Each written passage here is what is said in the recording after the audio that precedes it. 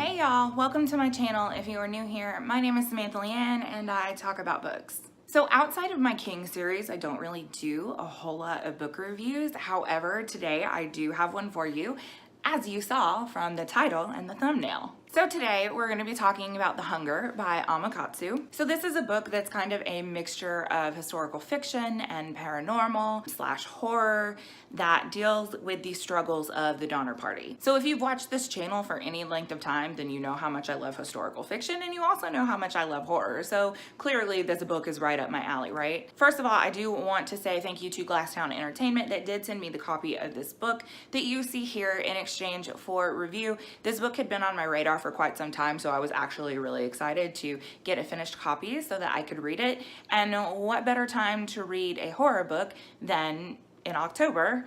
You know, Halloween, spooky, all that good stuff, right? So another thing that I want to point out real quick is this is a horror written by a female author, which is super awesome. For those of you that are into horror and are looking for more female written horror, I will be leaving links in the description below for the Ladies of Horror Fiction and like Ladies of the Fright, you know, reviewers and groups that do read primarily female written horror. So if that's something that you're looking for, you do have those resources down below. So, okay, let's talk about The Hunger. As we all know, I'm really bad at doing book summaries, so I'm just gonna read the inside flap of this to you. Evil is invisible and it is everywhere. That's the only way to explain the series of misfortunes that have plagued the wagon train known as the Donner Party. Depleted rations, bitter quarrels, and the mysterious death of a little boy have driven the isolated travelers to the brink of madness. Though they dream of what awaits them in the West, long-buried secrets begin to emerge and dissent among them escalates to the point of murder and chaos. They cannot seem to escape tragedy or the feeling that someone or something is stalking them. Whether it's the curse from the beautiful Tamsin Donner, who some think might be a witch, their ill-advised choice of route through the uncharted terrain, or just plain bad luck, the 90 men, women, and children of the Donner Party are heading into one of the deadliest and most disastrous Western adventures in American history.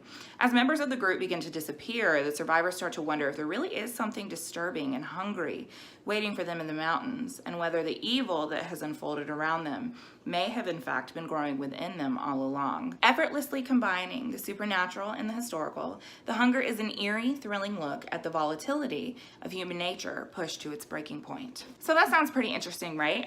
So in addition to the synopsis, there's also various author blurbs along the back. It's been blurbed by R.L. Stine, Joanne Harris, Sarah Pinborough, Jennifer McMahon, Keith Donahue.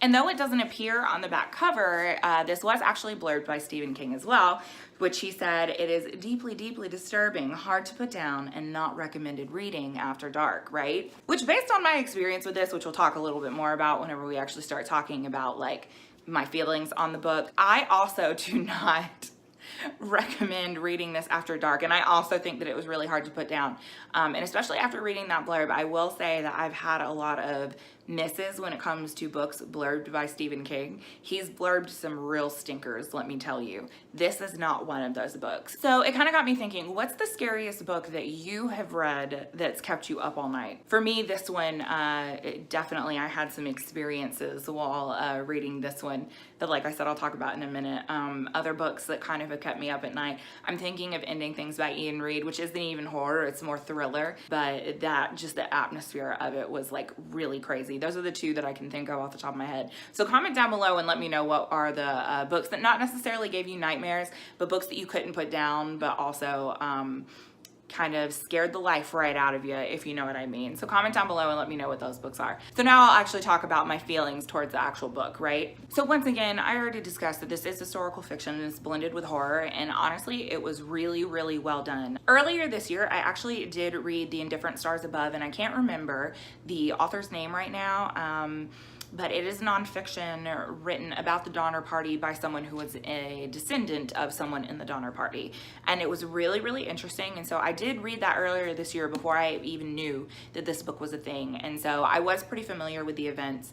And, you know, the events just in nonfiction format are absolutely horrifying. So when you're taking something that happened historically that was horrific and then adding more horror on top of it, it definitely made for an interesting experience. And I think that it could have been done very poorly, but this book was actually, I thought, very well written, and it was very well balanced, I thought, as well. So one of the things that she does throughout this book is we do have multiple points of view from multiple characters, right? And sometimes that can be a little bit confusing, and sometimes it works. In this particular case, I felt like it worked. I really feel like having those multiple points of view, we did get that character development that we really needed. We really got into the mind of the character, and it really kind of amped up the suspense. These were characters that you actually cared about versus, you know, just a group of people in a wagon train that nobody gives two shits about, right? That character development I thought was really essential, and I thought that it was really well done. And like I said, due to that character development, as things progress and you're learning the secrets and you're learning more about these people,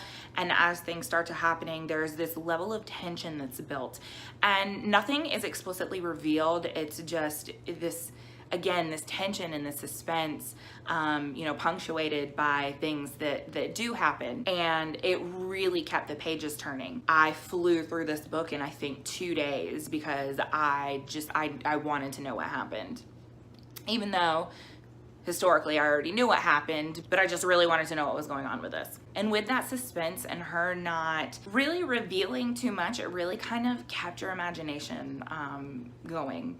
Like, what is actually happening here? And that's one of the things that got me about this book, because I started it one day and I had to close my store the next day, and I finished it later that night after I got off. But as I was coming in and I'm thinking about this book and everything, I had one of those moments where it's like I'm having to walk across the parking lot of my apartment complex because the parking situation here is garbage.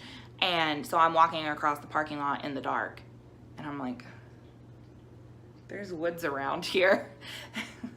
I need to get inside immediately, like running up the stairs because the monsters are gonna get you. Like, that's how I felt, and very, very rarely do books do that to me. And so I really, really loved that about this. So like I said, the suspense and the tension and everything is great. However, the one thing that kept this from being a 5-star book was the payoff at the end. I really feel like she could have gone there and she didn't, and I wanted like this much more, and had she gone like this much further, it would have 100% been 5 stars. However, that being said, like, again, 4-star book. I really, really enjoyed it. I really do want to read more from this author. So yeah, if she had just taken it a little bit further, it easily would have been 5 stars. And her not taking it at that point, I don't think like really took away from my reading experience, because again, like the whole first half of the book was done so well. But overall, the book as a whole, excellent character development, excellent pacing, the suspense and the tension was there.